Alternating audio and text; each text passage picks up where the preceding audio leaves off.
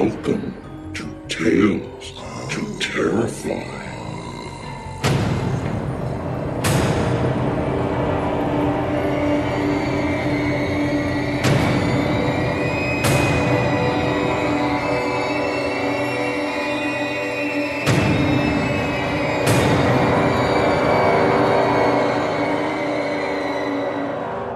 Good evening, children of the night.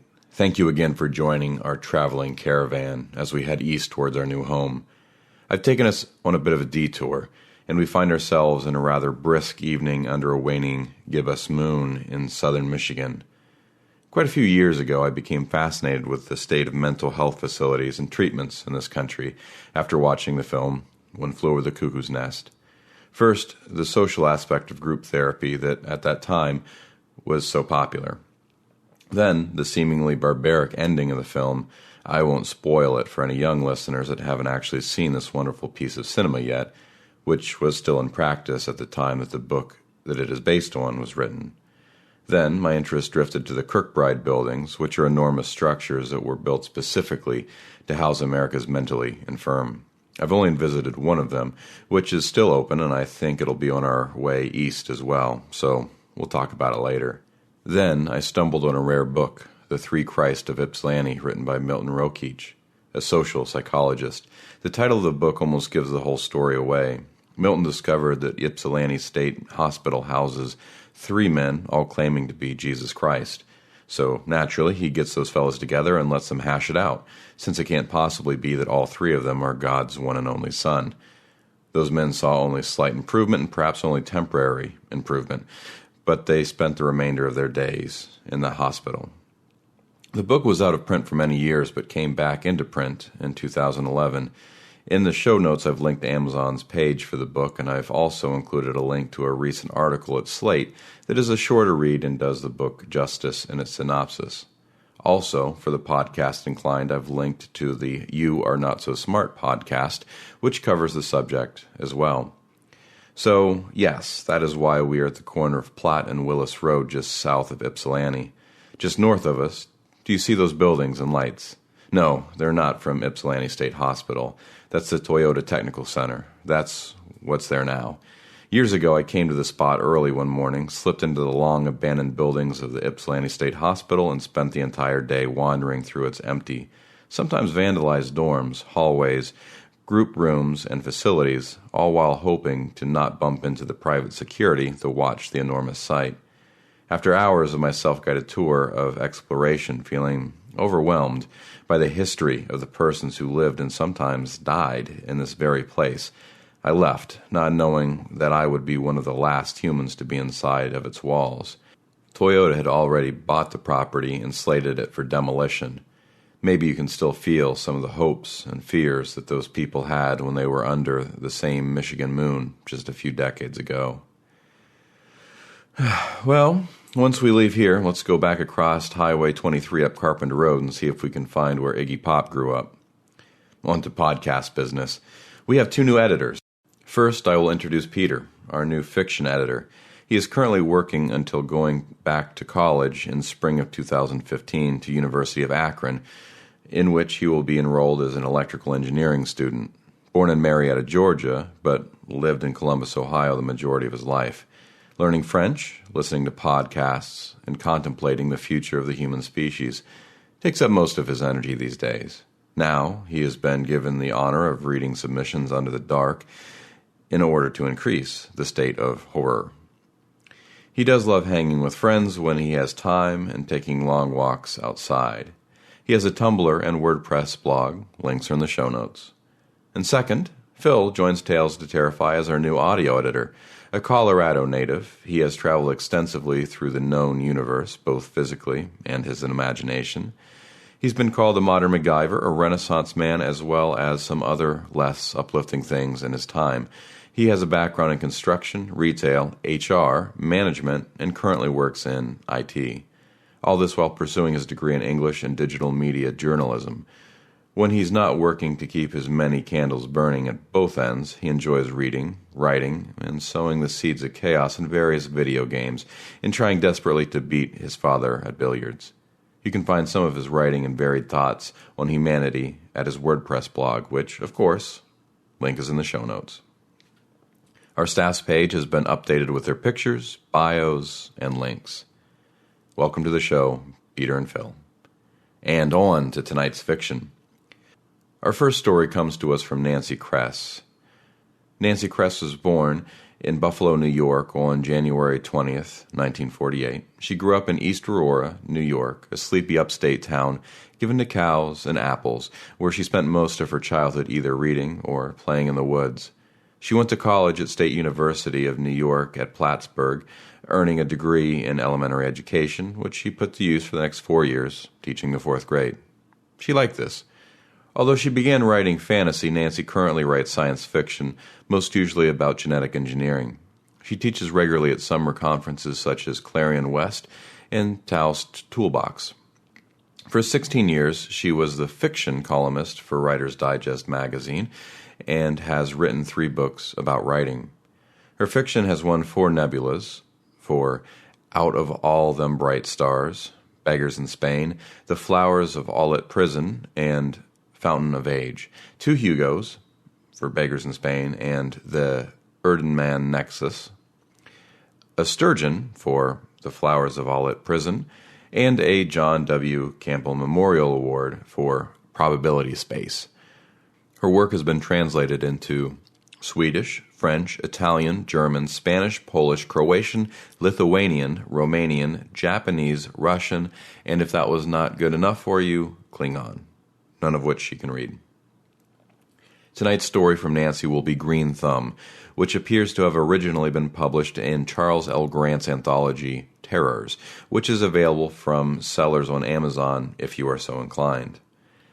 Green Thumb is largely set in the Bide-A-While Mobile Home Park, a trailer park, if you will, not too dissimilar to the one up the road that Iggy Pop grew up in, although I think that some of the characters in the story came out of the park with a bit less than a wonderful musical career. I'll see you on the other side. The puppy crouched in an alley outside the barbell. Wilfred Connors saw it when he came out from the cut-rate liquor, the long brown bag under his coat, and crossed the street to the alley. The puppy saw him coming and backed up, dragging its left hind foot until it backed into a garbage can. The can made a hollow clang, and the puppy stopped, half pricking its left ear. The right ear was gone, torn to a diagonal blood-crusted stump. Connors put out one hand, hesitated, and stuck out the long brown bag instead. The puppy sniffed at it and looked up at him. From under its matted fur jutted hanger-thin bones. Connors shuffled closer and squatted. The smell of dung and garbage rose from the puppy in a cloud. The man hardly noticed, caught by the warm, groin-deep pleasure sliding through his body.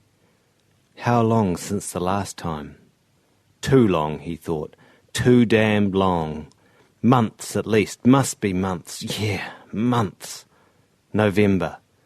The kitten outside the pickle factory. It had clawed his face, damn near blinded him, and bit and tore. He looked again at the puppy. It gave one tentative, tired wag of its small tail, and the injured foot splayed out a little to one side. It wouldn't bite. Sure now, Connors reached out. His eyes, red-rimmed and ferret sockets, lost their sullenness and widened a little. The puppy barked weakly, a skinny yap of excitement, and twisted its head to lick the man's hand. Just short of the scruff of the neck, the hand stopped. On the left side of the puppy's neck was a circular open sore. Thick pus the colour of old eggs oozed encrusted in the surrounding fur, and in the pus wriggled small white flecks, twisting and burrowing. Connors stared in sickened fascination. A movie. Hadn't there been a movie, some goddamned old-time thing where the broads all had their tits hanging out of low dresses, and there had been these rats with something wrong, and some kind of goddamn plague, the corpses piled and rotting, their lips swollen black and pustules. He whimpered and backed away from the puppy. It followed him, dragging the injured leg and yipping. He turned and began to run, stumbling over beer cans and cracks in the sidewalk, zigzagging to avoid pursuit because this time they might all decide to take out after him. The black man in the purple shirt who shouted "Hoo-wee" when Connors scuttled past. The blousy shouting woman who looked like... But he was past her, past the man he'd picked that bar fight with because the bastard looked so puny but goddamn wasn't, past the street corner preacher in front of the head-on sex shop who yelled, "Repent, brother!" and carried a blade. Once he stumbled and fell, but picked himself up, cursing, hurrying again until he was on the bus, till he was away from his stop, till he was in the trailer. He slammed the door. The world was locked goddamn out. It couldn't hurt him, and he couldn't hurt it.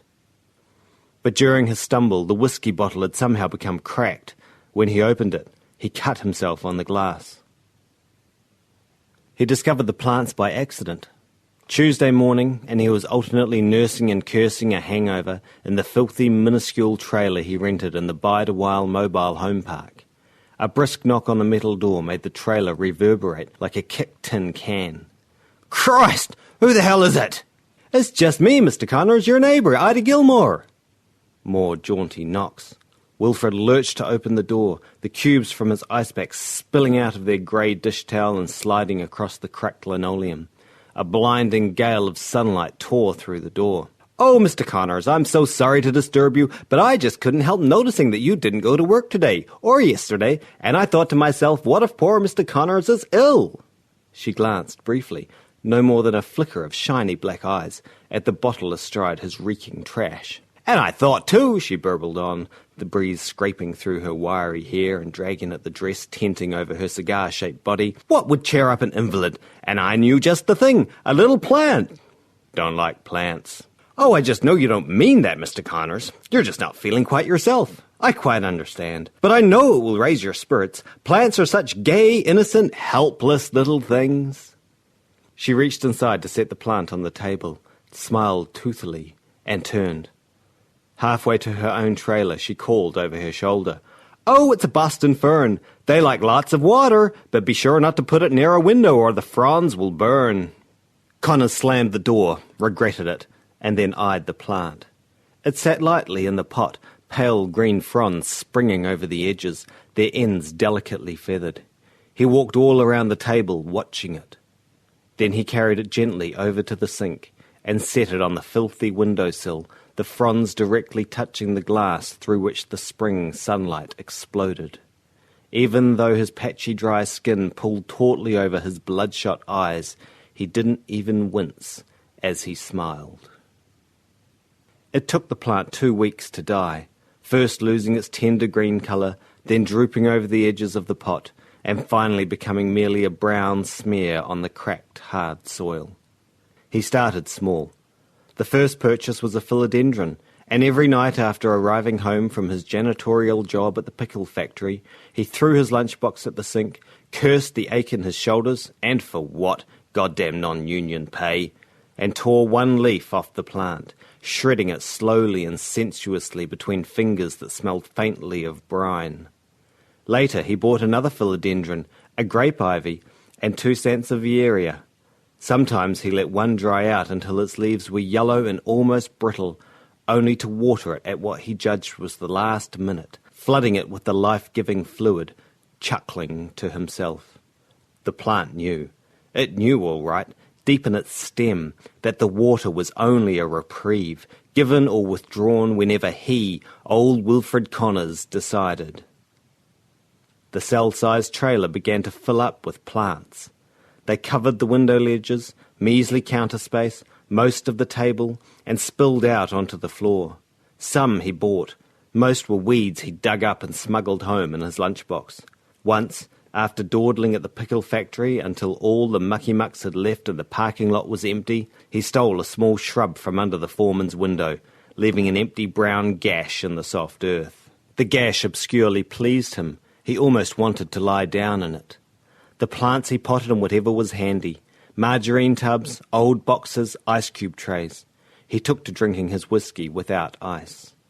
There was even a plant, an African violet, in the farthest corner under the bed against the wall. Sometimes he would awake in the night and imagine it gasping for light. He would turn lazily in his bed, lying on his hairy stomach against the wall exactly over the plant, and smile to himself in the dark.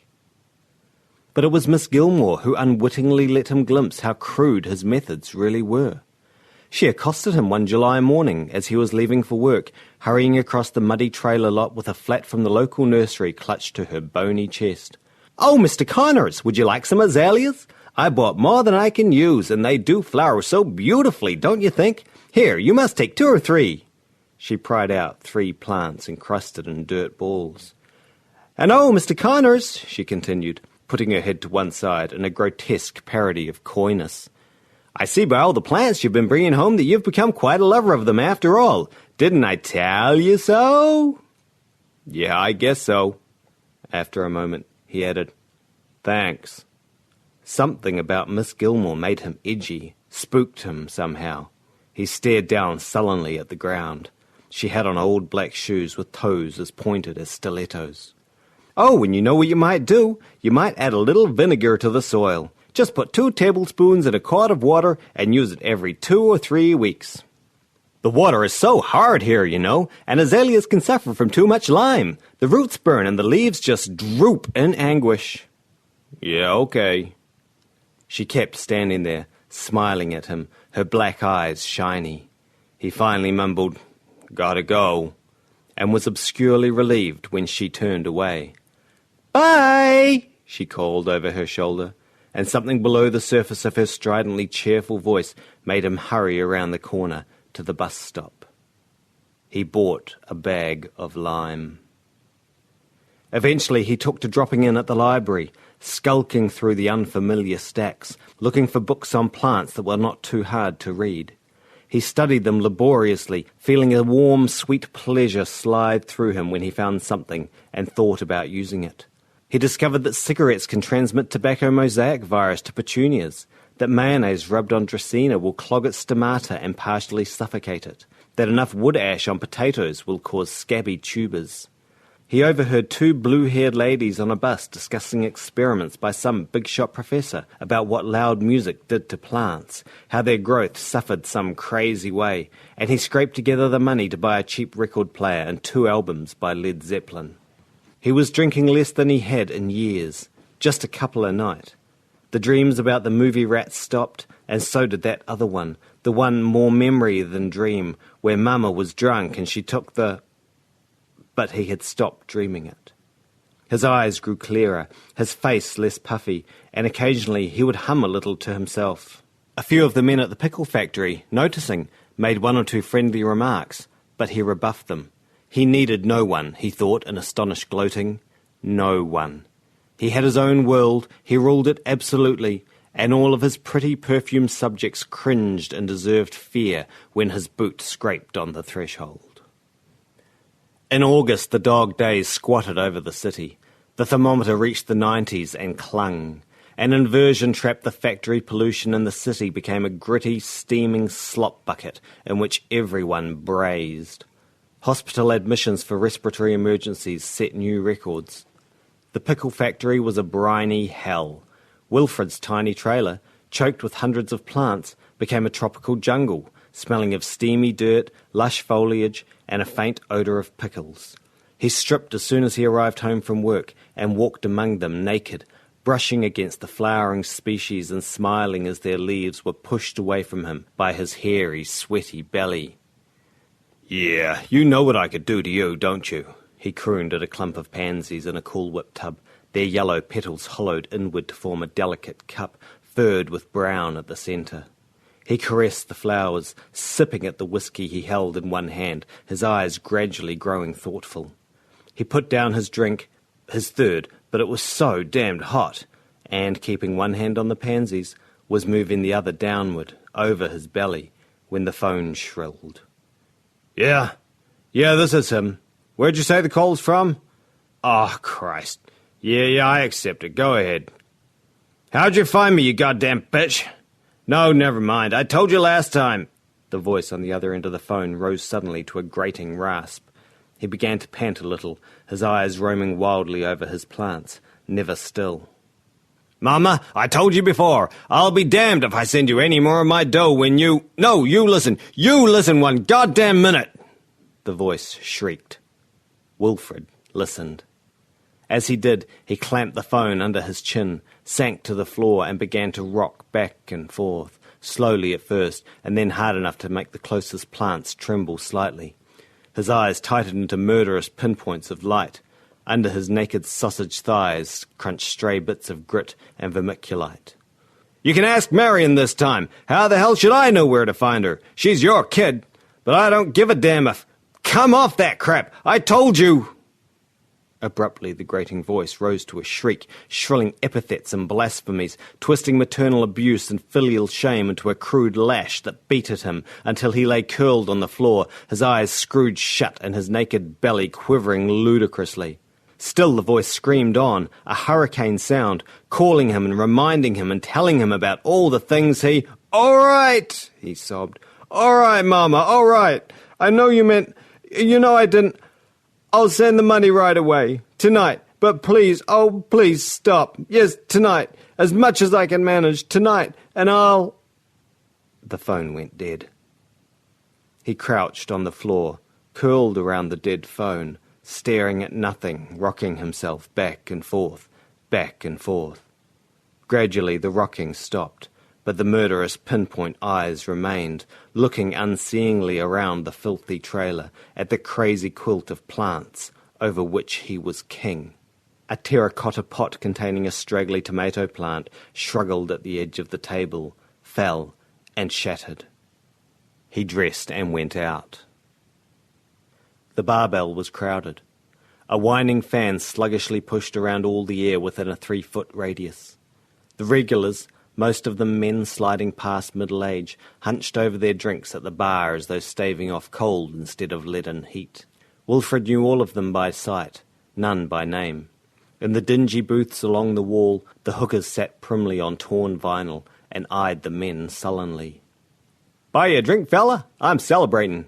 He scowled at the fat man in the orange leisure suit. "Nah." "Oh, come on, 2 commissions in one day. Not 1, but 2. What do you think of that?" He slapped his immense orange thigh delightedly. Wilfred ignored him. "Hey, is it always this hot in this burg?"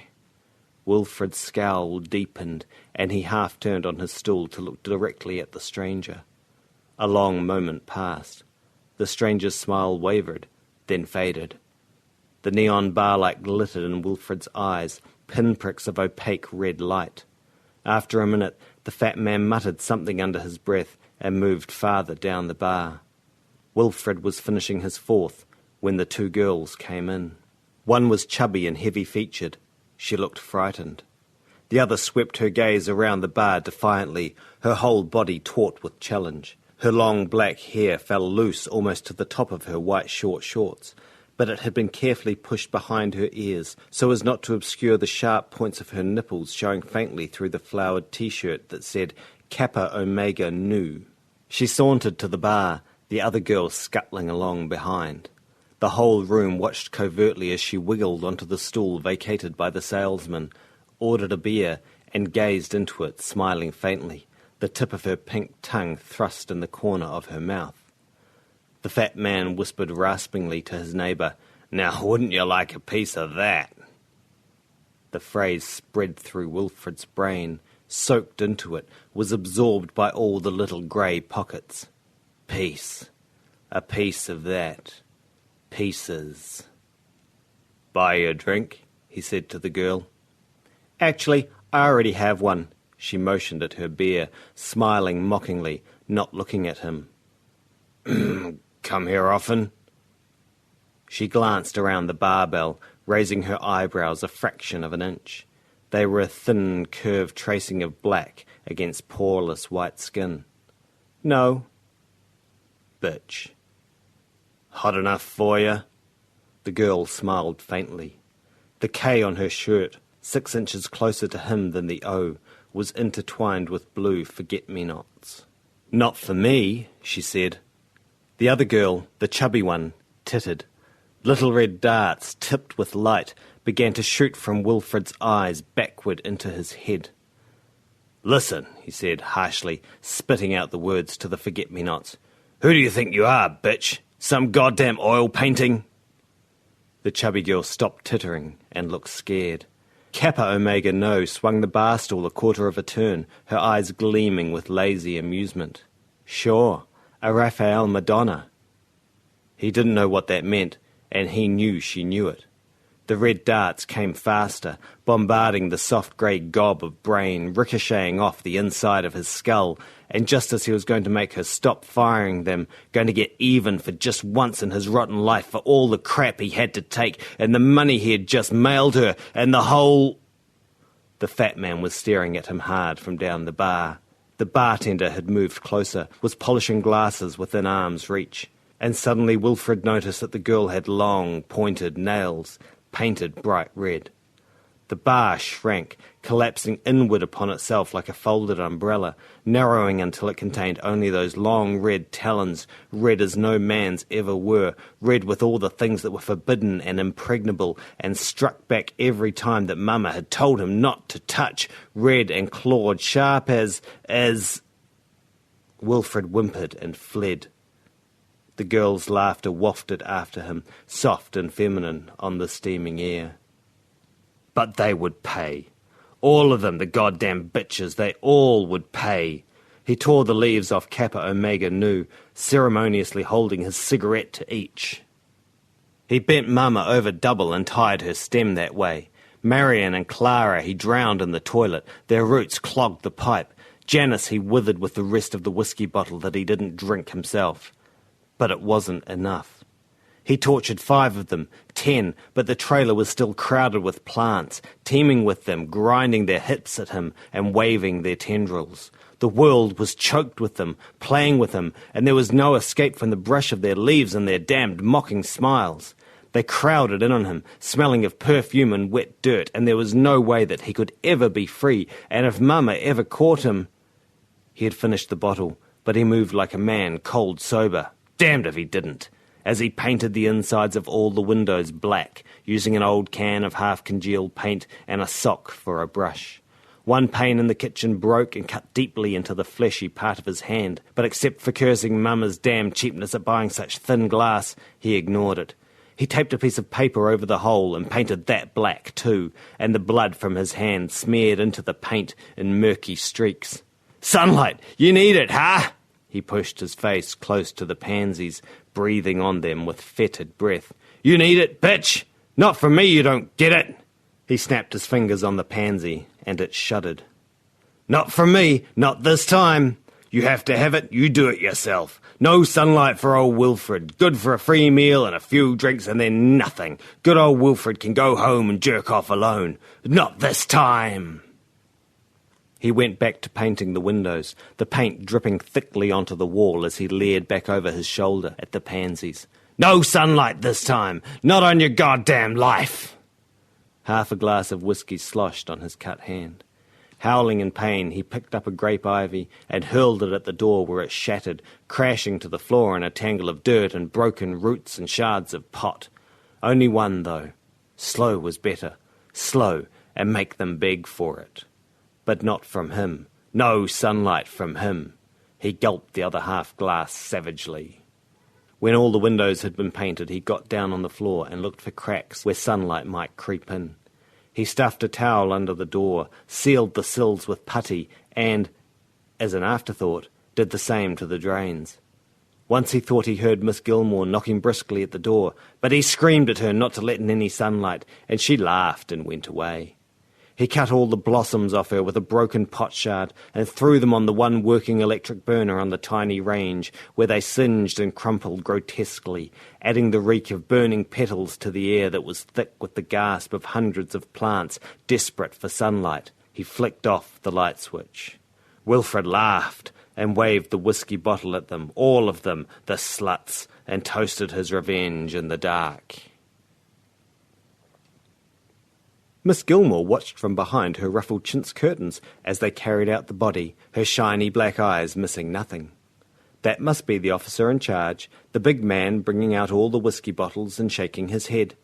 If she craned her neck, She could see the man still inside the trailer, looking at the sealed, painted windows. That one carrying the top half of the Mr. Connors bundle looked a little green, but then it had been 6 days in this heat, so perhaps that was to be expected. Or was it only 4 or 5 days since the actual death? She turned her good ear toward the window screen, listening intently. "Jesus, Mandello, don't drop him!" "Sorry. Just be careful." The other officer came out of the trailer. "So what do you figure?" The big man shrugged. "No way to say without an autopsy. The place is a little smashed up, but the door was locked from the inside. My guess is the booze. Maybe heart attack." Miss Gilmore snorted indignantly. "Really, you'd think in this day and age policemen would be better educated, at least enough to guess at the significance of the painted windows. It was plain as anything. No light, none at all. Just the dark, sealed-in room, and hundreds of plants unable to practice photosynthesis, dying from lack of light, but not until days had gone by, days of breathing in oxygen and giving off carbon dioxide. How long would it take to make enough carbon dioxide? Dear me, how terribly interesting. She must look up the gas ratio for plant respiration. Poor Mr. Connors. Of course, the drinking would be partly to blame. He must have passed out cold, or else the gasping for air would surely have awakened him. But the main thing was his own recklessness. After all, you have to be careful whom you push around in this world. Your victims mustn't get too close. Certainly no closer than the next trailer, unless you were very careful indeed. Miss Gilmore knew that she was always careful. It was with a confident little hum that she turned away from the window and went back to smoothing lime on her writhing azaleas. That was Nancy Kress's Green Thumb, as read to us by none other than Dan Raybarts. Dan is a very regular narrator for the show. Dan Raybarts has been writing since he was big enough to hide a torch under the blankets at night and scribble stories in the back of his maths homework book. Because who needs maths, right? His science fiction, horror, steampunk, and dark fantasy short stories can be found in Beneath Ceaseless Skies, ASIM, Midnight Echo, Aurealis, and in the anthologies Bloodstones, Dreaming of Jinn, Ministry Protocol and Regeneration, among many others. In 2014, he was a 2-time winner of New Zealand's Sir Julius Vogel Award, one as co-editor of the horror flash fiction anthology Baby Teeth, Bite-Sized Tales of Terror, and one for Best New Talent. His narrations can be heard at the Beneath Ceaseless Skies, Starship Sofa, right here at Tales to Terrify, Wiley Writers, and Tales from the Archives podcasts. Find out more at dan.raybarts.com. Link will be in the show notes. Our second story for the evening is brought to us by Tim Lebbon. His first published story was in the UK indie magazine Psychotrope in 1994, and in 1997, Tangen published his first novel, Mesmer. Since then, he's had almost over 30 books published in the UK and US by Bantam Spectra, Allison and Busby, Nightshade Books, Simon & Schuster, Leisure Books, PS Publishing, Necessary Evil Press, Cemetery Dance, and many others, with many more due soon. The library section of his website has a full list, but I'll highlight the most recent edition, which is Coldbrook, from the back cover. Death is just the beginning. The world as we know it has changed. The reason is Coldbrook. The facility lay deep in the Appalachian Mountains, a secret laboratory called Coldbrook. Theirs was to be the greatest discovery in the history of mankind, but they had no idea what they were unleashing. Now the disease is out and ravaging the human population. The only hope is a cure, and the only cure is genetic resistance, an uninfected person amongst the billions dead. In the chaos of global destruction, there is only one that can save the human race. But will they find her in time? As an Ohio boy familiar with West Virginia and Kentucky, if you're planning on creating a vast secret government laboratory, compound, or other facility, those mountains are a wonderful place to hide it. And now, Tim Lebbon's Reconstructing Amy. Sometimes life changes without letting anyone know. It's said that a child becomes an adult when he or she recognizes the fact of their inevitable death. And perhaps the process of death begins when the realization that a partner is never ever coming back first strikes home. Jake had been dying for months. Amy had gone, but it was only now, in cold, dark nights haunted by mares and nail-torn sheets, that he had begun to accept that she was gone for good. He avoided sleep, just as a drug addict on the mend will try to steer clear of all their old haunts. But Jake's drug was contained within. Amy, injected through recollection, snorted with each fleeting image of her face. However far he walked, through streets pocked with violent rain and parks teeming with invisible nightlife, his addiction held on to him. It wasn't that he did not want to remember his darling wife. It was just that he could not bear the awful, final truth of her death. In a village like this, traces of Amy were everywhere, not only in memory, but in reality, too. With each breath, he might inhale a part of her final sigh. Any speck of dust on a cafe window could be a part of her skin. In pubs where they had drunk together, her fingerprints may still mark a glass, or an ashtray, or the underside of a table where she had always checked for rogue chewing gum. If he saw a friend across the street and they came over to see how he was doing, their first thoughts were always of Amy. He knew this because he could see her reflected in their eyes, as though she were standing just behind him. He chose night-time to walk the streets. There were fewer people to hide his grief from. There was also less to see, so his mind turned inward, which he liked. Until he saw the ragged little mess in the gutter. At first, he thought it was a child. He stopped, looked around with sudden irrational guilt, certain that accusing eyes would fall on him and mark him forever as the killer. Then concern took over, and Amy's voice came from memory. "You're a good man, Jake." He hurried along the wet pavement, trying to see further than he could, attempting to make out the truth before he was close enough to do so. It was a rag doll. He picked it up. It did not belong in the gutter, and although he would never want it, he felt the need to put it somewhere dry. It was heavy with water, and he recalled reading somewhere that dead bodies appeared to put on weight. Its original eyes had been lost, and replacements painted on. In the rain, the paint had run, and now it cried blue and black tears. It had Amy's nose. Small, slight, upturned, a dainty baby's nose, he had always told her. He sits next to her in their back garden, running a blade of grass up and down her top lip, trying not to laugh and wake her. The sun has dipped noticeably before she stirs and swats him across the head, and he eats the blade of grass, straddles her on the seat, and tickles her until her cheeks turn red with backed-up laughter. Night and rain closed in, and this time his look of guilt was different. What if the doll's owner was sitting at a window, looking out to see if anyone would be cruel enough to steal their favorite toy? He shoved it inside his coat and walked home. The dampness felt comfortable against his skin, like the tears of someone familiar. "How are you doing?" Jamie said. Jake knew what he meant. Learning to live without her. The bar was noisy and smoky, just how he liked it. That way, nobody could hear him breathing. He may as well not have been there. He had met up with Jamie after work, and now they were halfway through a bottle of good Irish whiskey. "I've kissed the Blarney Stone," Jamie said before every swig of the potent brew. Amy had always said he was good value, undemanding, intelligent, entertaining company. He had also been a very good friend to both of them, and a rock since Amy's death. Tonight, Jake could hardly wait for him to go home. "Move on, Jake," Jamie said. The wrong thing. Always the wrong thing. People told him to move on, place Amy in the fond shadow of memory, don't worry about things, everything would be all right.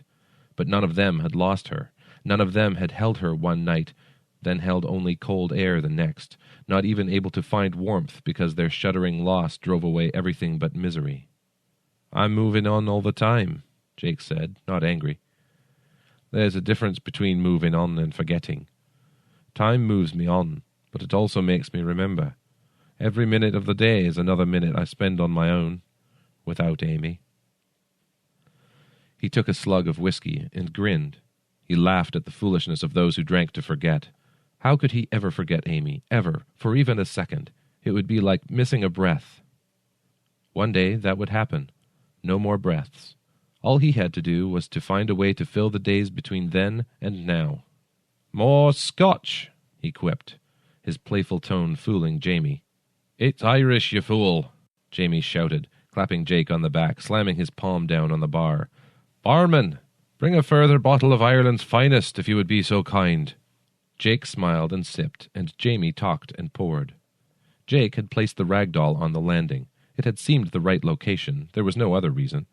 A wet patch had appeared around it after the first hour as collected rain fled the body, but the heating soon dried it into a vague stain. Every time he walked by, he bent down and tweaked its nose. Last night, when the past shouldered him from sleep and the unbearable present slapped him around the face, he went out onto the landing and tickled the doll's nose, careful not to wake it, smiling as he recalled the smell of Amy's breath. Then he had gone back to sleep. Dawn had come without another nightmare. "Jamie, I'm going," he said, slipping from his stool and twisting his ankle as he hit the deck. There was a muffled rustle of interest from around the bar, the squeal of moved chairs, sniggers, a high laugh. Then Jamie was pulling him to his feet and guiding him from the smoky room. "Moved on," Jake said, laughing through tears. He did not even know he was crying. "I've moved on, eh, Jamie? Moved on. Amy! Amy who?" But it was a sad display, not humorous, and somehow the other patrons knew this. Eyes were averted as Jamie dragged his crying, slurring friend out into the night. There was something in his jacket pocket. It had hard angles and uncomfortable edges, but when it hit daylight it took form. A doll, all pink plastic, cherubic cheeks, knotted hair, and grotesque lipstick smile. How the fuck it had got there he had no idea, but the nuclear hangover which was just kicking in hinted that anything, truly anything, was possible. He sat up slowly, and the doll let out a long, painful groan. Jake shouted, hurting his head and shocking himself even more. The doll bounced from his knees and hit the floor, groaning again. Things went fuzzy for a while as his blood found its own level. Time seemed to dilute his foolish fears, for when he picked up the doll once more, he could see that it was one of those fancy ones, sold via mail order no doubt, with its own tilt-action voice. Conversations would be sparse, Jake knew. "Who are you, then?" he asked softly. Tilt. "And what were you doing in my pocket?" Tilt. "And look at you." The doll's eyes were big and green, just like Amy's. Clover eyes, his mother-in-law had called them, gained from her supposed Irish ancestry, which Amy had maintained was a complete myth, made up by her mother to give their family some glamour. It's not that her mother found Ireland in particular glamorous, but the fact that it was somewhere she'd never been was enough. Jake had never realized just how deep a doll's eyes could be. Amy glances at him as they drive through country lanes, raising one eyebrow and smiling sexily. Jake feels so content sitting with his arm resting out of the open passenger window, smelling the air blasting through the car. Cut grass, the tang of a summer shower, fields of rape casting yellow shadows across the landscape. Amy slows the car and pulls into a lane leading to an open gate, the field beyond standing fallow. "What?" he says, but she smiles and does not reply. Instead, she shrugs her blouse off her shoulders and unhooks her bra, freeing her breasts to the warm air. She says nothing, but her eyes tell him everything. "I love you," they say. "Let's have fun. Let's be daring, like when we were courting." Jake loves Amy. He is never one to argue with her. They make hay. Jake stumbled from his bed and walked slowly across the landing to the toilet. The rag doll was still there, still sniffing the air with Amy's nose. He put the new plastic doll down next to the bath while he pissed, and it ended up staying there. It watched him strip and shower, and even though his head felt fit to burst, his cock twitched and stood to attention under the doll's gaze. Later, he went out for a walk to clear the cobwebs, tickling the rag doll under its nose as he passed by. The scratching of his fingernail sounded like a dry giggle. Jamie rang just as he was opening the door.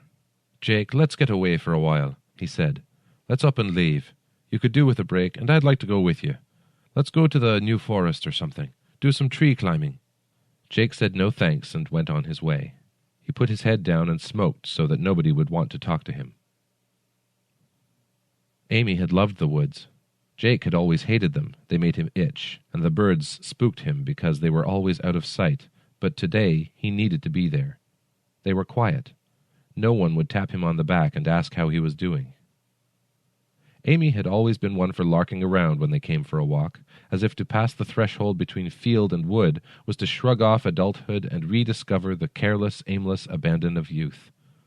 Jake had never been able to do this. Amy always mocked that he'd never even been a kid, and so he'd used to watch as she ran and rolled and climbed, exploring shadowy holes in the ground, peering between old trees to find something older, running away and hiding from him until he passed from angry to unsettled. And she climbed. She loved to climb. She'd been a tomboy when she was young, she said, and Jake could well believe it. She was thin and wiry, and when she swung herself up into the trees, he just stood and gazed in marvel at her athleticism. He had never really liked these trips, but he put up with them because he knew Amy would always come home invigorated, and the first thing she'd want to do is make love hard and fast in the shower. So the woods weren't all that bad. Today they seemed even quieter than usual. There was the occasional twitter of a bird hidden somewhere high in the canopy, a rustle and scratch as some small animal scampered through the undergrowth, but other than that, all was silent. Jake followed the well-worn path which came out on the other side of the woods by the village shops. He'd buy a paper and some orange juice, try to dilute his hangover with vitamin C while reading about all the woes of the world. He recognized parts of the wood, even though he had not been here since Amy's death. A place where they had laughed and shouted and been bitten by wood ants as they watched the thousands of little creatures hurry about on their huge nest. Jake had wanted to throw a caterpillar in there to see what happened, but Amy hadn't let him. She'd said it was cruel, and how would he like it? A small bridge spanned a dry stream. Their initials were carved here somewhere, another youthful antic Amy had been guilty of one summer day several years ago. Jake shut his eyes. He did not want to see their names. He hated the thought that a scar in old wood still existed, while the person who had whittled it there was little more than dust in his own frequent tears. He reached the shops and tried to buy some orange juice, but there were several people in there, and they assaulted him with their pitying gaze. He turned around and walked out, back strafed by sibilant compassion. He went to the baker's instead and bought a fresh loaf without looking up from the display case. 40 pence, the baker said, but Jake could hear the undertones. My God, his wife died. How can he handle that, poor bastard? What could I say? Should I say anything? Maybe best to just let him go. Back in the woods again, because the roads were busier now, and there was always the chance of someone stopping and offering him a lift. And by the way, how are you coping now that you're on your own? Besides, from this end, the woods looked nice, welcoming. And even though memories of Amy made him sad, still he needed to remember. As he passed the tree where she'd had her accident, he saw something propped against the trunk. A doll, he thought, even before he got close enough to see properly. Why he would think that, he did not know, but he was right. It was a doll, though of a sort he had never seen. This one was made of the woods, a construct of twigs and leaves and wet bark and dried plant tendrils. It stared at him with acorn eyes, and its fingers pointed with palm frond dexterity, and its legs. Amy climbs the tree, swinging herself from branch to branch, higher and higher. Jake stays below, smiling up at her, and bending and twisting so he can see up her skirt. Great views from up here, she says. Down here, too, he says. She does a forward roll across a branch to flash her knickers at him, then she slips and falls. Oh, is all she says as one branch pushes her into another. She hits the ground with a whoosh of air from her lungs, a fart, and a crack as something breaks. Jake is there immediately, terrified at what he will see. Her leg is broken badly. She's looking up at him with tears in her eyes. Sorry, hon, she says. She spends 3 weeks in hospital. He never knew exactly what she'd apologized for. The doll had a twisted left leg. It was knotted at the base, just as Amy's had been, and it was actually a thumbnail shorter than the other, just like Amy. Jake carried the doll home, buzzed all the way by fresh memories he had thought lost forever, each one vibrant and surprising, like a dream recalled after 20 years. The doll sat in the crook of his arm as if watching the way they were going, ready to object should he take a wrong turn. It went in the dining room, which only seemed right. Small insects and dried bark fell from its innards for the first few hours, but Jake sucked them up with a vacuum cleaner, and soon it sat on its own clean, dry table. He looked at it, and remembered Amy's legs kicking in the tree, curled beneath her as she watched television, wrapped around his neck as he nuzzled where she loved to be nuzzled. He tickled the rag doll's nose on the landing, and smiled at the green eyes in the bathroom. Later he rang Jamie and suggested a meal. His friend accepted willingly. Locking the front door behind him, he whispered, "Be back soon." He did not know to whom exactly he was talking, but they seemed to hear anyway. Jake and Jamie went to a small bistro in a neighboring village, intended for tourists but frequented mostly by the bored youths of the area. Some of them were there now, smoking and looking hard and flashing tattoos and earrings. "I've found some things," Jake said, but suddenly he did not feel like telling. There was something secret about the dolls, a sense of mystery which felt fresh and naive, but if revealed would take on a dangerous quality. He glanced at the chair beside him, sure for an instant that Amy was there, but there was only hazy smoke from the kids' cigarettes. "I'll get us a coffee," Jamie said. "Then we can order." Not, "So what have you found, Jake?" Not, "What were you going to say, Jake?" He watched Jamie walk to the counter, pick up a menu, and order a couple of coffees. When his friend sat back down, he was taking something from his pocket. "What did Amy always call me?" Jamie asked suddenly. He barely mentioned her by name since her death, as if to do so would aggravate Jake's grief. "Do you remember?" "What do you mean?" Jake asked. He felt the sting of tears threatening, coughed as if to blame it on the smoke. Even the mention of her name. "You remember," Jamie said. He'd taken a small file from his pocket, clear as glass, but apparently flexible. He placed it gently on the table, and it sounded like a feather hitting water. "All those times we went out together. All those intimate moments when there was just the three of us, drinking whiskey, talking about books and holidays and God and sex and food." Jake did recall. Those times were often all he thought of, because they were the best they'd had, the times before Amy had gone and walked in front of a car. "What did Amy call me at the end of those long nights, Jake? When I kissed you both goodbye with the innocence of good friends? When you watched me down the garden path and waved from your doorway as I went out into the night?" As Jamie talked, he stroked the thing he'd taken from his pocket. It opened slowly, like the accelerated film of a flower turning and facing the sun, and a splash of white light leapt from it and drowned itself in Jake's coffee. "Do you remember?" "She called you Jamie," Jake said, but even as he spoke, he could not picture Amy saying that name. No, not Jamie. Something else. She'd called him something else.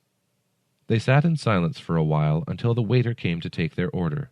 Then Jamie reached across the table and grabbed one of Jake's hands in both of his. There were sniggers from the group of kids. Jamie glanced at them, and they were silent. "Jake," he said, "drink your coffee, then go to some places." He told him which places. Jake did not question what he was being told, or even why. After the first whiff of coffee, everything seemed to fall into place, and what Jamie was telling him made perfect sense, even though the sense was yet to be made. The kids smoking cheap cigarettes glanced over and smiled, the smoke drifting in halos around their shaven heads. At the first sip, hot, acidic, a tantalizing touch to his throat, Amy kissed him on the back of the neck, though when he turned around there was only a man opening a door. The man had a bag over his shoulder, which twitched with hidden lives, and Jake only realized as the door closed behind him that it was Jamie. "What did Amy call me?" he had asked. "What name did she use?" Tired, confused, and completely rid of his hangover, Jake left the bistro and went to the first of the places Jamie had told him to visit. In the public toilet there were 3 cubicles, 2 of which were occupied. Jake went into the third, and, without locking the door, stuck his hand into the pan. He curved his fingers and felt further around the bend until something solid brushed his fingertips. It was a beanie doll, clownish colors faded, one eye missing, leaving only the memory of stitches behind. It had Amy's hair, long, dark, wild, and yet always right, always perfect. Amy steps from the shower and shakes her head, hair splaying out and water spraying further still. Jake curses as his clean shirt is spotted and stained. They are going out tonight, and they should have left already. Amy giggles at his anger, chases him into the bedroom, and squeezes him tight, leaving 2 large breast-shaped patches on the front of his shirt. It is impossible to be angry with her.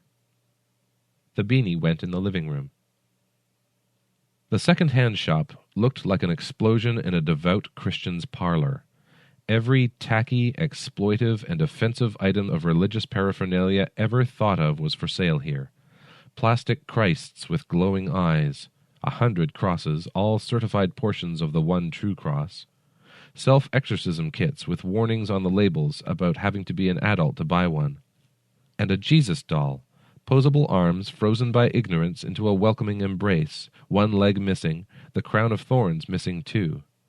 Jake had felt uncomfortable in the shop until now because Jesus had Amy's ears. Big ears, hidden beneath flowing locks, or, in this case, stringy horse's hair. Amy prepares tea in their caravan on the Cornish coast, and the smell tells Jake that the meal will discredit her claim of not being able to cook with the first mouthful. She's often like that, not so much putting herself down as hiding obvious talents in order to produce surprises every now and then. When he opens the door and sees that she is wearing nothing but an apron, things get out of hand, and they have pudding first. The Jesus doll went in the kitchen, ears exposed by a hasty and decidedly unholy haircut. By the end of the day, there were no more places to go, so Jake went home. Jake sat on their bed and watched the sun rise over the wooded hills to the east. He had not slept all night. He'd wandered the house, tending the dolls and letting them inspire memories long since forgotten. And all the time he'd been thinking of what Jamie had said the previous day, wondering where all these dolls had come from. Wondering also why it felt as though Amy were strolling around the house with him. Not only did the beanie have her hair, but he could also smell her breath when he walked by. The doll with Amy's nose inspired a discorporated giggle as Jake squatted before it, the sort of laugh she'd utter before playing some joke on him.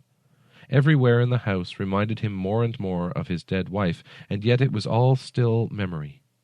Somehow, after the strangeness of yesterday, he had expected a little more.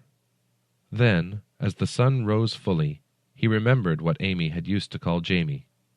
Angel. Not my angel or our angel, just plain Angel. "See ya, Angel," she'd say after a night on the town, and she'd peck him on the cheek. "Hey, Angel," she'd greet him as she stood on their doorway, a bottle of wine in one hand and a recommended book in the other. She called him Angel, Jake said, and the house began to breathe. That was Tim Lebbon's Reconstructing Amy, as read to us by Wilson Fowley. You may remember his reading of A.P. Matlock's Still, She Screams, back in episode 128. Wilson Fowley lives in Vancouver, Canada, with his wife and 2 children. By day, he programs computers for a living. By night, well, some evenings, he's the director of a community show chorus. In the spare time he has left, he narrates stories for various podcasts. He intends to record a voiceover demo any day now, really. And that will be our show for the evening, Children of the Night. We'll continue our journey east next week, and in fact, I think we might want to get a move on it. I'm not sure what the statute of limitation is on criminal trespass in the Wolverine state. We'll see you next time here at Tales to Terrify.